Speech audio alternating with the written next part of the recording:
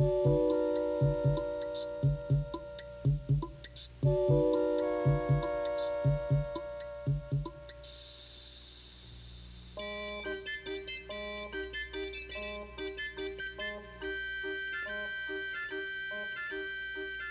picnic near the lakeside in Chicago is the start of a lazy afternoon, early one October. We begin with a scene 1 meter wide, which we view from just 1 meter away. Now, every 10 seconds, we will look from 10 times farther away, and our field of view will be 10 times wider. This square is 10 meters wide, and in 10 seconds, the next square will be 10 times as wide. Our picture will center on the picnickers, even after they've been lost to sight. 100 meters wide. The distance a man can run in 10 seconds. Cars crowd the highway. Power boats lie at their docks. The colorful bleachers are Soldiers Field. This square is 1 kilometer wide, 1,000 meters. The distance a racing car can travel in 10 seconds. We see the great city on the lake shore. 10 to the 4th meters, 10 kilometers. The distance a supersonic airplane can travel in 10 seconds. We see first the rounded end of Lake Michigan, then the whole Great Lake. 10 to the 5th meters. The distance an orbiting satellite covers in 10 seconds. Long parades of clouds, the day's weather in the Middle West. 10 to the 6th, a 1 with 6 zeros, 1 million meters. Soon the Earth will show as a solid sphere. We are able to see the whole Earth now, just over a minute along the journey. The Earth diminishes into the distance, but those background stars are so much farther away that they do not yet appear to move. A line extends at the true speed of light. In 1 second, it half crosses the tilted orbit of the moon.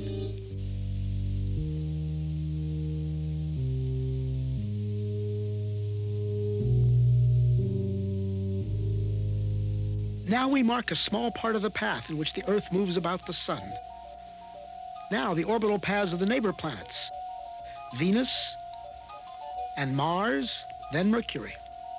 Entering our field of view is the glowing center of our solar system, the sun, followed by the massive outer planets, swinging wide in their big orbits.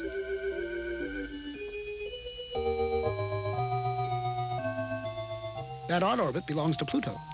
A fringe of a myriad comets too faint to see completes the solar system.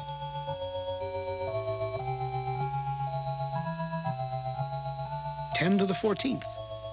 As the solar system shrinks to one bright point in the distance, our sun is plainly now only one among the stars. Looking back from here, we note 4 southern constellations, still much as they appear from the far side of the Earth. This square is 10 to the 16th meters, 1 light year, not yet out to the next star. Our last 10-second step took us 10 light years further. The next will be 100. Our perspective changes so much in each step now that even the background stars will appear to converge. At last, we pass the bright star Arcturus and some stars of the Dipper. Normal but quite unfamiliar stars and clouds of gas surround us as we traverse the Milky Way galaxy.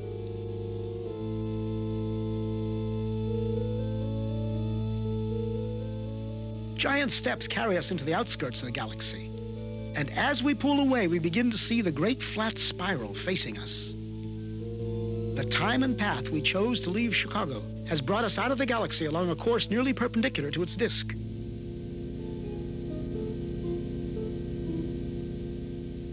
The 2 little satellite galaxies of our own are the clouds of Magellan. 10 to the 22nd power, 1 million light years. Groups of galaxies bring a new level of structure to the scene. Glowing points are no longer single stars, but whole galaxies of stars seen as one. We pass the big Virgo cluster of galaxies among many others, 100 million light years out. As we approach the limit of our vision, we pause to start back home.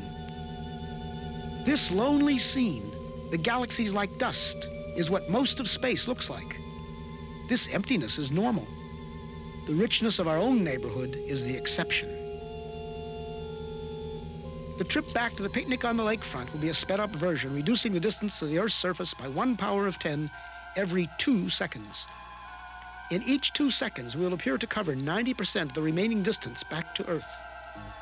Notice the alternation between great activity and relative inactivity, a rhythm that will continue all the way into our next goal, a proton in the nucleus of a carbon atom beneath the skin on the hand of the sleeping man at the picnic.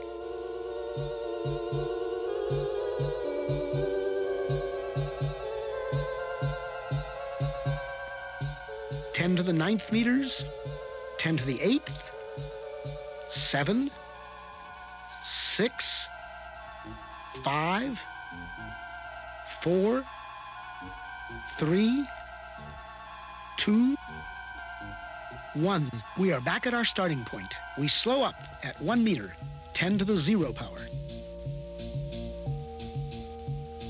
Now we reduce the distance to our final destination by 90% every 10 seconds, each step much smaller than the one before.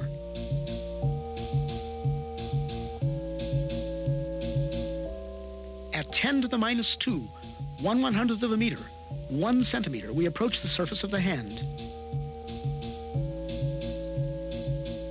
In a few seconds, we'll be entering the skin, crossing layer after layer from the outermost dead cells into a tiny blood vessel within. Skin layers vanish in turn. An outer layer of cells, felty collagen. The capillary containing red blood cells and a roughly lymphocyte. We enter the white cell. Among its vital organelles, the porous wall of the cell nucleus appears. The nucleus within holds the heredity of the man in the coiled coils of DNA. As we close in, we come to the double helix itself, a molecule like a long twisted ladder whose rungs of paired bases spell out twice, in an alphabet of 4 letters, the words of the powerful genetic message. At the atomic scale, the interplay of form and motion becomes more visible. We focus on one commonplace group of 3 hydrogen atoms bonded by electrical forces to a carbon atom.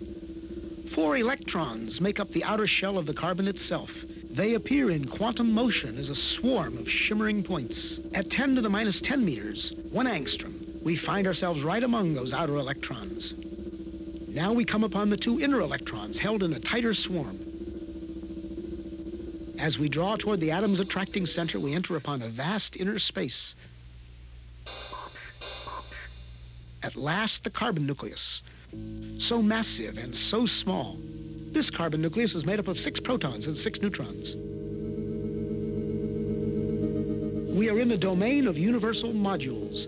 There are protons and neutrons in every nucleus, electrons in every atom, atoms bonded into every molecule out to the farthest galaxy. As a single proton fills our scene, we reach the edge of present understanding. Are these some quarks at intense interaction? Our journey has taken us through 40 powers of 10. If now the field is 1 unit, then when we saw many clusters of galaxies together, it was 10 to the 40th, or 1 and 40 zeros.